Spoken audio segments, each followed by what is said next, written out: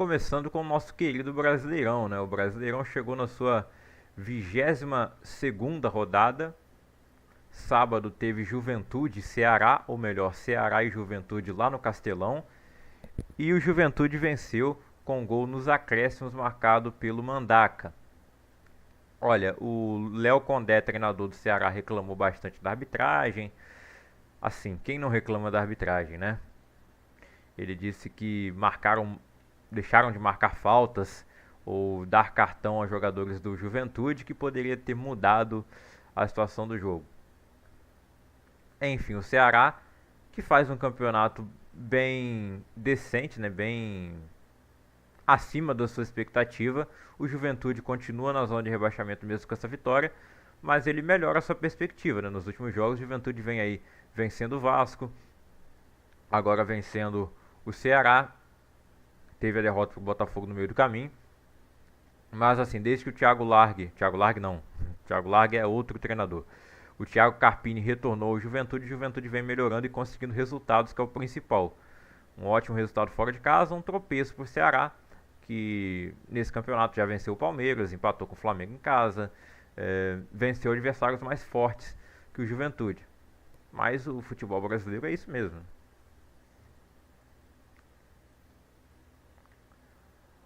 O Botafogo recebeu o Red Bull Bragantino no Newton Santos e venceu por 4-1. Na rodada passada, o Red Bull tinha feito 4 gols contra um time carioca, que foi o Fluminense, né? Fez 4-2 para cima do Fluminense. E a campanha do Bragantino depois da Copa do Mundo de Clubes é péssima, né? Só ganhou 2 jogos, ganhou do Corinthians no primeiro jogo do retorno, jogando mal lá em Itaquera, mas ganharam de 2-1. E ganhou do Fluminense na rodada passada. De resto, apenas derrotas e empates. Então é um desempenho muito ruim da equipe do Fernando Seabra, mas ele continua, né, no cargo. É uma empresa e uma empresa que não visa título. O Bragantino continua, querendo ou não ainda, numa posição não muito ruim na tabela. Ele está com 30 pontos, são 6 pontos abaixo do quarto colocado, que é o Bahia. Mas o Bragantino vai descendo nas posições aí da tabela. Enfim, os gols do Botafogo foram marcados por Danilo, ele que foi contratado vindo do Nottingham Forest, para onde foi o John, o goleiro John, que foi recebido lá pelo John Textor. Pelo visto, a parceria John Textor e Evangelos Marinakis vai para frente, né? Pro John Textor ir lá receber ele no Nottingham Forest, né? Qual o sentido disso? O John empatou o jogo para o Bragantino, é muito John, né? Goleiro John, John Textor e John do Bragantino empatando o jogo aos 15 minutos. Aos 33 o Newton fez o segundo gol, Savarino o terceiro e Montoro o quarto. Montoro, que para mim foi a melhor contratação que o Botafogo fez nesse ano. O Danilo, claro, é uma contratação que promete ser muito boa, mas ele está há pouco tempo no time. O Montoro para mim já se adaptou, né? Ele já virou titular. O Danilo, o Carlo Ancelotti, o David Ancelotti, eu acho que está encontrando dificuldade em escalá-lo ao lado do Marlon Freitas. Nesse caso, o Marlon Freitas estava fora, então não teve esse problema. E o Danilo e o Newton fizeram uma boa partida, inclusive os dois marcando gols, né? Mas é isso, o Botafogo tem o Campeonato Brasileiro, onde ele atualmente é o quinto colocado com 35 pontos. Ele tem 2 jogos a menos e um jogo a menos em relação ao Flamengo, né? E 2 a menos em relação ao Cruzeiro, que dos times da parte de cima é o único que jogou todos os jogos.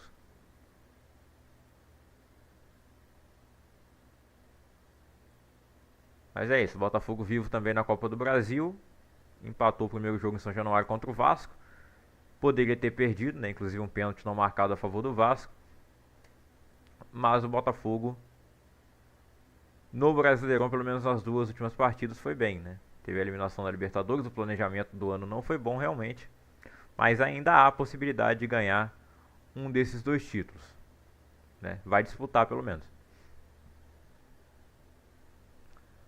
O Cruzeiro recebeu o São Paulo no Mineirão e venceu por 1-0, o gol do Matheus Pereira, contando com um leve desvio ali na cobrança de falta. Bom, o São Paulo fez um bom primeiro tempo, anulou o Cruzeiro no primeiro tempo, mas também não teve grande chance de marcar um gol. Termina o jogo com mais posse de bola, com mais finalizações, mas o Cruzeiro foi eficiente quando teve a melhor chance, contou um pouco de sorte também e conseguiu a vitória, se mantendo no segundo lugar. Santos e Fluminense se enfrentaram na Vila Belmiro, Neymar de volta após cumprir suspensão no jogo contra o Bahia, segundo ele 100% fisicamente, só não foi convocado porque o Ancelotti não quis mesmo. Mas o Ancelotti falou que não precisa que o Neymar mostre nada porque ele sabe como ele joga, né? Enfim, o Neymar não está vivendo o seu auge, todo mundo sabe disso. O assunto seleção fica para outra hora, né? Não foi uma grande atuação do Neymar, não foi uma grande atuação do Santos. Foi a estreia do Vojvoda como técnico do Peixe. Ele disse que era essencial vencer esse jogo contra o Fluminense. Por pouco o Santos não conseguiu, apesar de tudo não ter feito um grande jogo, nem ele, muito menos o Fluminense, né? O jogo do Fluminense foi patético. Mais um, né? Mas contra o Bragantino ainda conseguiu marcar 2 gols. Esse jogo não chegou nem a ameaçar o gol do Brasão. Então o Santos chegou a marcar 2 vezes, mas foram anulados os gols do Guilherme e do Tiquinho. O gol do Guilherme foi um golaço, inclusive, mas realmente estava impedido. E o do Tiquinho, apesar de ser um lance mais ajustado, também estava e foi bem anulado. O Neymar tomou uma entrada ali bem feia e ficou marcado mesmo a perna dele, mas a reação foi um pouco desproporcional. Mas o Wilton Pereira Sampaio levou na manha e não deu cartão ao camisa 10 do Santos. Porque era o Neymar, né? Imagina se o... Deixa eu ver um jogo. Fala um jogador aí, né? Do Mirassol, que está numa grande fase. Mas se um jogador do Mirassol tivesse essa reação do Neymar, certamente tomaria um cartão, hein? No Maracanã, depois de fazer 8-0 no Vitória, o Flamengo recebeu o Grêmio, que tinha muito torcedor gremista e os rivais também zoando que era melhor o Grêmio nem ir lá para o Rio de Janeiro. Mas o Flamengo não conseguiu sair do empate contra o Tricolor Gaúcho. Aliás, ele até sai do empate, né? Abre o placar com a Arrascaeta ali aos 8 minutos do segundo tempo. Um belo gol ali, bela jogada do time do Flamengo e gol do Arrascaeta vivendo grande fase, um dos artilheiros do Campeonato Brasileiro, se não o craque da competição.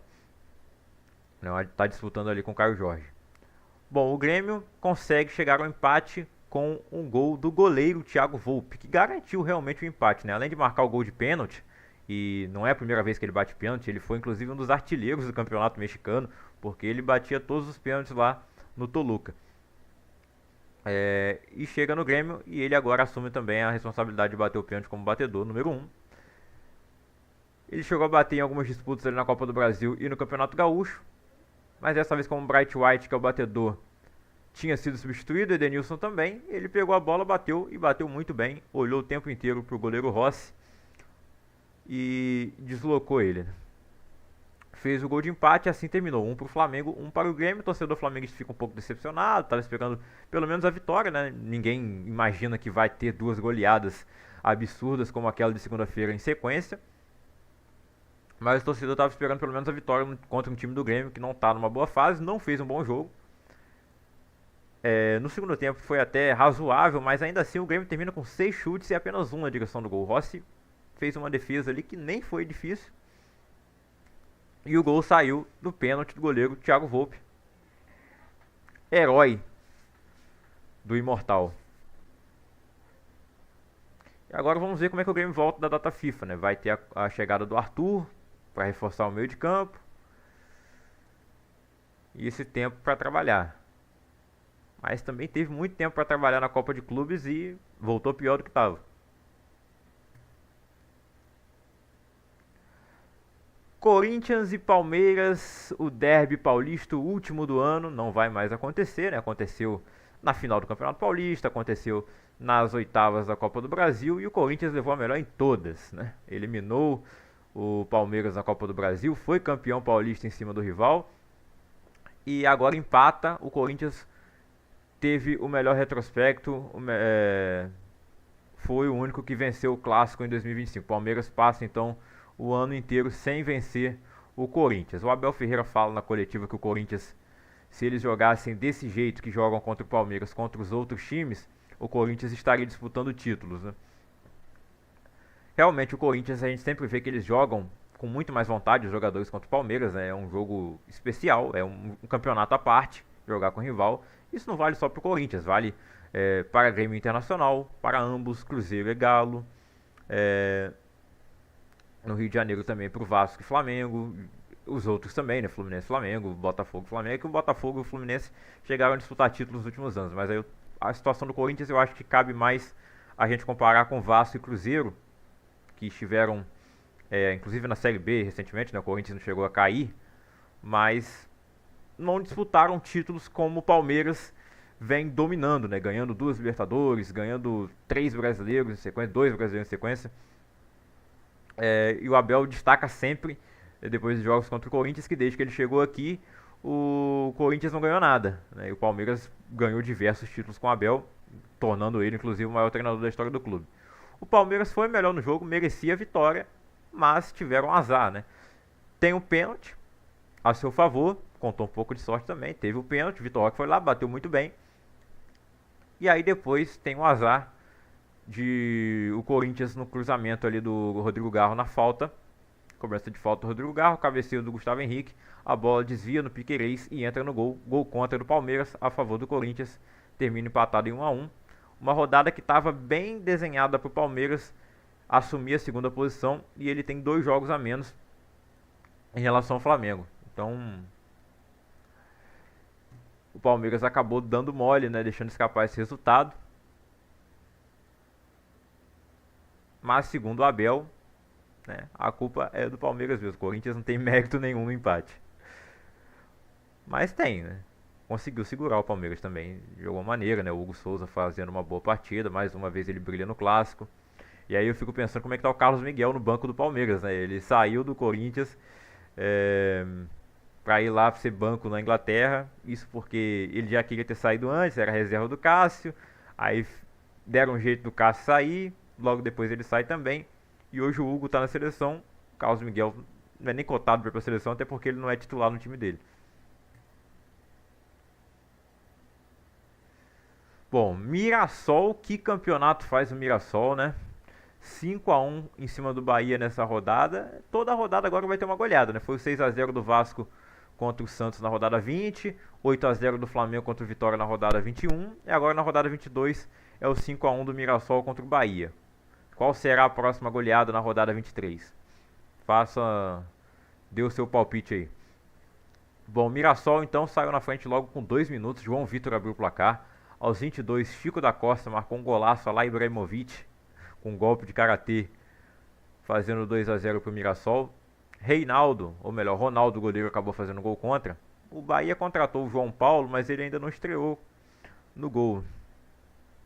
Eu acho que ele é melhor, tanto que o Ronaldo, e também melhor do que o Marcos Felipe. Não à toa, o Bahia contratou porque estava precisando nessa posição, né? Mas por enquanto o Rogério segue escalando o Ronaldo. O Cristian Renato faz o 5º gol, ou melhor, o Alisson faz o 4º e o Cristian faz o 5º.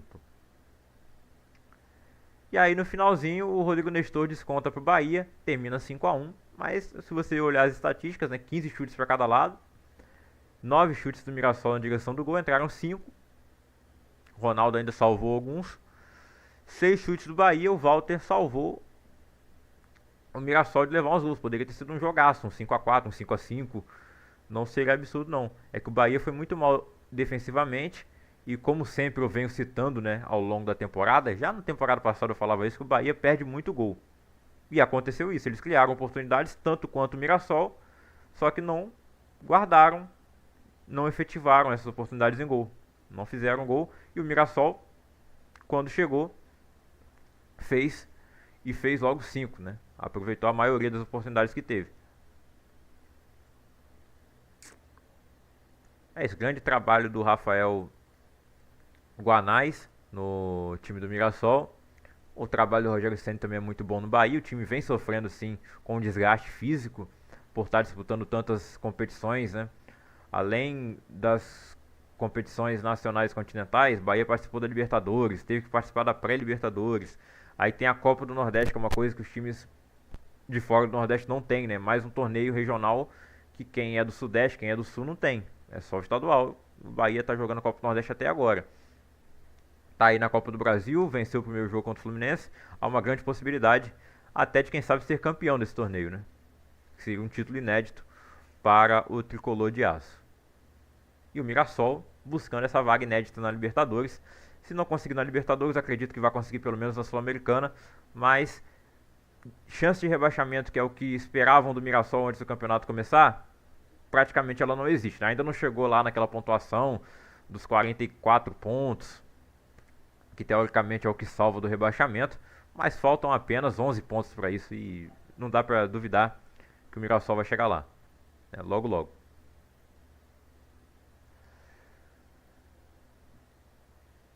Ai, travou aqui. Voltou. Bom, no jogo dos interinos, Vitória e Atlético Mineiro. Vitória que obviamente demitiu o Fábio Carille depois de levar 8-0 do Flamengo na rodada 21. E o Atlético que demitiu o Cuca depois da derrota para o Cruzeiro no jogo de ida das quartas de final da Copa do Brasil. Então os dois times com o interino deu vitória em casa e a torcida do Vitória lotou o Barradão, mesmo vindo de uma vergonha que o time passou na rodada anterior. A torcida foi lá, apoiou e o Vitória conseguiu a vitória para cima do Atlético. Aos 6 minutos, Eric marcou um golaço, foi o gol mais bonito da rodada e deu a vitória ao Vitória. O Atlético Mineiro, sem o Cuca, mas ainda é o time treinado pelo Cuca. Eles até acertaram com o novo treinador, que era do Porto. Esqueci o nome dele aí agora. É um treinador argentino. Mas ele foi o técnico do Porto na Copa do Mundo de Clubes, onde o Porto foi uma decepção, né? Lá no grupo do Palmeiras.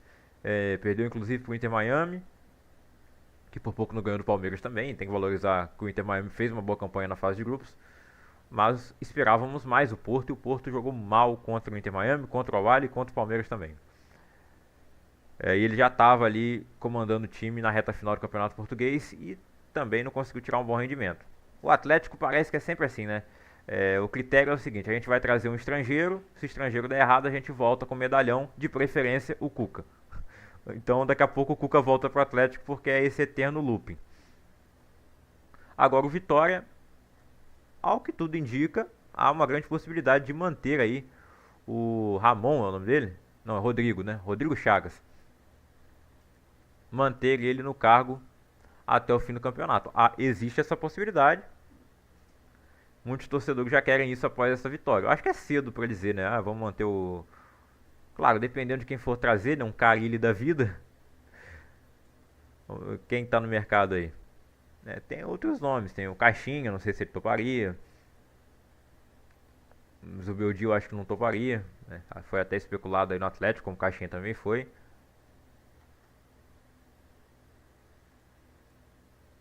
Mas é isso, vitória do Vitória por 1-0 contra o Atlético Mineiro.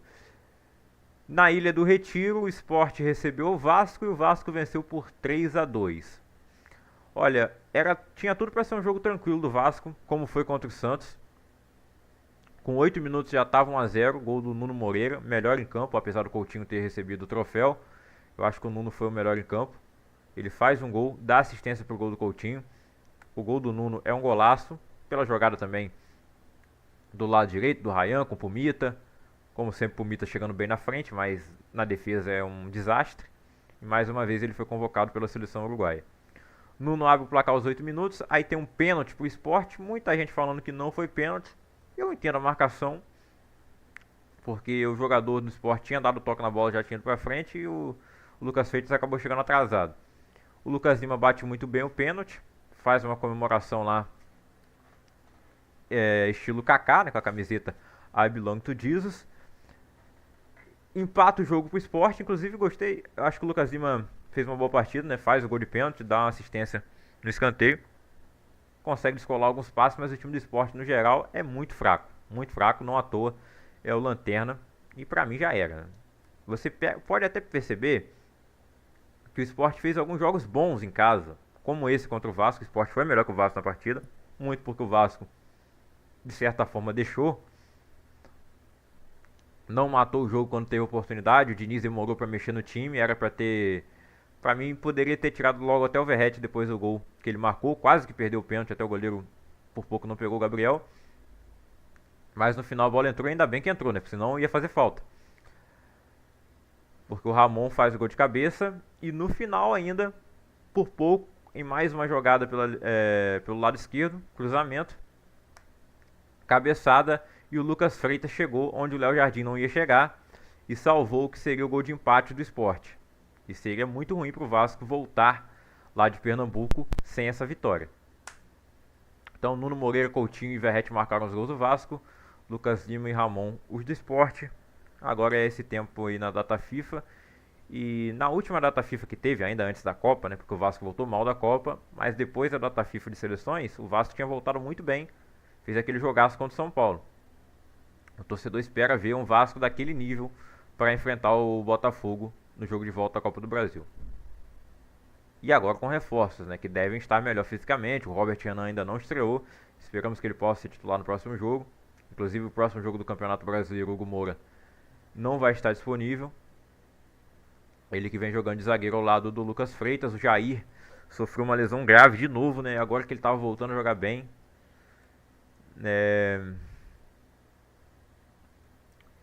E provavelmente o Jair vai ficar fora da temporada, né? Ele foi o melhor jogador em campo do jogo da ida contra o Botafogo. Inter e Fortaleza se enfrentaram no Beira-Rio e o Inter venceu por 2-1.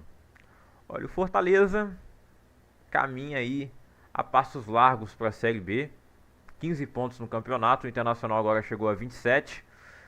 O fantasma do rebaixamento ainda assombrava o Internacional. Não é uma vitória que diga, nossa, que o time está confiante, a torcida agora confia no Roger Machado. O que resta é só o Campeonato Brasileiro mesmo. E provavelmente o Grenal vai ser decisivo para garantir a permanência do Roger Machado ou a sua demissão, né? O Grenal que será no Beira-Rio, então em caso de derrota provavelmente ele será demitido. Se vencer, há uma grande chance dele ficar até o final do ano.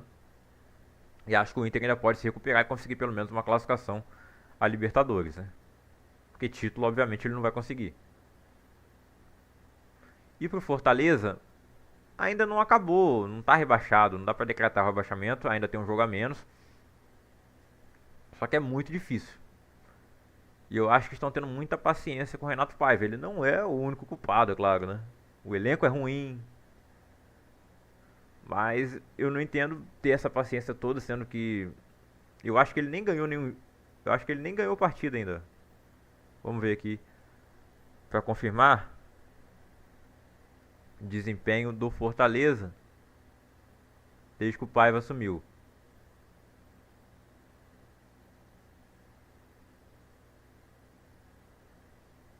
Venceu o Bragantino, foi a única vitória.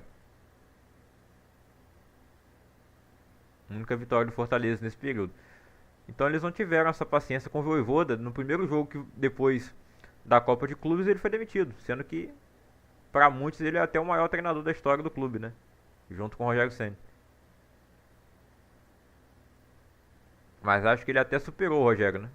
Apesar do Rogério ter sido o cara que trouxe o Fortaleza de volta à elite, o Vojvoda foi responsável por manter e levar a Libertadores mais de uma vez. E ganhar mais títulos também que o Rogério, né?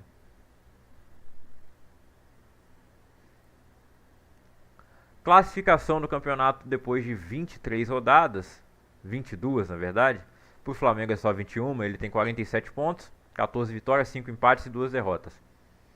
Cruzeiro 44 pontos, esse com os 22 jogos. Palmeiras com 20 jogos, 43. Bahia com 20 jogos também tem 36. Botafogo tem 35. Mirassol também. São Paulo 32. Bragantino 30. Fluminense 28. Internacional 27. Ceará e Corinthians 26. Grêmio 25. Atlético Mineiro 24. Vasco 22. Santos 22 também. O Vitória também tem 22, mas já aparece dentro da zona de rebaixamento. Juventude 21, Fortaleza 15 e Sport 10.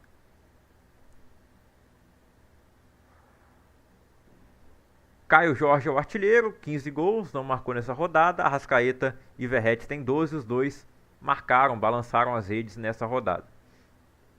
O Pedro tem 10, Pedro Raul 7, Reinaldo 7, Renato Kaiser 7 também. Nas assistências, Arrascaeta tem 10, Alan Patrick 6, Matheus Pereira 6, Caio Jorge 5, Mugni 5 e Lucas Piton 5 também.